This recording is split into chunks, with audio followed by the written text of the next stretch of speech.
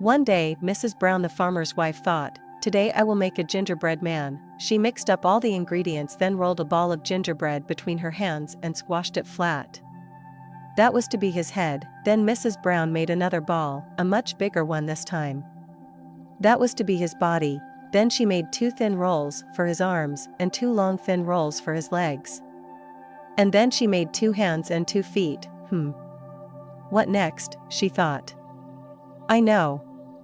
My gingerbread man needs 2 currants for his eyes and a currant for his mouth. When she had made the finishing touches, Mrs. Brown laid her gingerbread man carefully on a baking tray and popped him into the oven to cook. Then she put the kettle on and settled down for a nice cup of tea. After a little while there was a faint tap, tapping. Then the tapping got louder until it became a knock, knocking. What is that noise? Thought Mrs. Brown. It's coming from the oven. Mrs. Brown went over to the oven and listened. Let me out, let me out. A small shrill voice was calling. She carefully opened the oven door just a little and peeped in. And to her surprise, there standing up on the baking tray was the gingerbread man. Before Mrs. Brown realized what was happening, the gingerbread man had pushed open the door, jumped onto the kitchen floor, run under the kitchen table, down the passageway and out into the street. Mrs. Brown called after him, "Oh, stop. Stop," she cried, but the gingerbread man ran off, and as he ran he called, "Run, run as fast as you can't catch me, I'm the gingerbread man." Mrs. Brown ran after the gingerbread man, but soon she was huffing and puffing and out of breath. "Stop that gingerbread man," she called to her friend who was standing in the doorway. "Don't let him get away." Mrs. Brown's friend tried to stop the gingerbread man, but she couldn't bend down quickly enough and the gingerbread man ran between her legs. As he ran through the lady's legs he called, "Run, run as fast as you can't catch me, I'm the gingerbread man." The blacksmith in his forge looked up and saw the gingerbread man running down the street, followed by Mrs. Brown, the farmer's wife, and her friend, so he left his forge and still carrying his long hammer he rushed after them. But he wasn't fast enough to catch the gingerbread man, so he called to some children coming home from school, "Run after that gingerbread man. Mrs. Brown, the farmer's wife, wants him back." The school children all joined in the chase shouting, "We'll catch him, Mr. Blacksmith. Don't worry, Mrs. Brown, we'll catch him for you." But the gingerbread man just looked over his shoulder at everyone chasing him and laughed. As he ran away faster and faster he called, "Run, run as fast as you can't catch me, I'm the gingerbread man." There had never been such a noise and commotion in the quiet streets. Even the dogs started to bark as they joined in the chase and ran after the gingerbread man. The miller in his mill heard the noise and ran out covered from head to foot in flour. He couldn't really see who everyone was chasing because he was covered in flour, but he didn't want to miss the fun, so he joined in anyway. In fact, everyone wanted to join in the chase.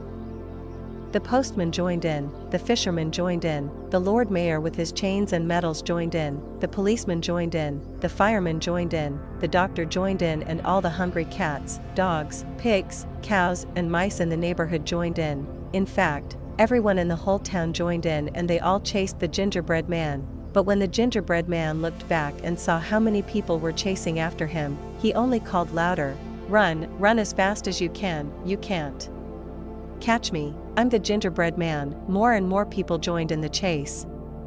They ran out of their houses, they ran out of shops. They ran and ran, but no one could catch up with the gingerbread man. But, lurking near the river was a hungry fox. He saw the gingerbread man running towards him with everyone chasing him and licked his lips. "I wonder what the gingerbread man will do when he reaches the river," the fox thought. And then he licked his lips again. When the gingerbread man got to the river, he realized there was no bridge. Oh dear! The gingerbread man had to stop. He couldn't get across. So the hungry fox came out from behind the tree and said, "Good morning, gingerbread man. Are you going to swim across the river?" "Oh, I can't swim," said the gingerbread man. "Oh dear, what a pity," said the hungry fox. "Why don't you let me help you across the river? Jump on my back and I will swim you across. You won't eat me, will you?" said the gingerbread man. "Of course not," said the fox, licking his lips. "I only want to help." So the gingerbread man climbed onto the fox's back and they began to swim across the river. Soon the gingerbread man began to get wet on the fox's back. "Why don't you jump onto my head?" said the fox. So the gingerbread man climbed onto the fox's head. But as the river got deeper, the gingerbread man began to get wet on the fox's head. "Why don't you jump onto my nose?" said the fox. So the gingerbread man climbed onto the fox's nose. "That's better," said the hungry fox. "You won't get wet now." "No one likes a soggy dinner." Snap went the fox's jaws, and the gingerbread man was gone. The hungry fox had gobbled him right up. The fox climbed out of the river licking his lips. When Mrs. Brown, her friend, the blacksmith, the school children, the miller, the postman, and everyone else that had been chasing the gingerbread man reached the river, there was no one to be seen.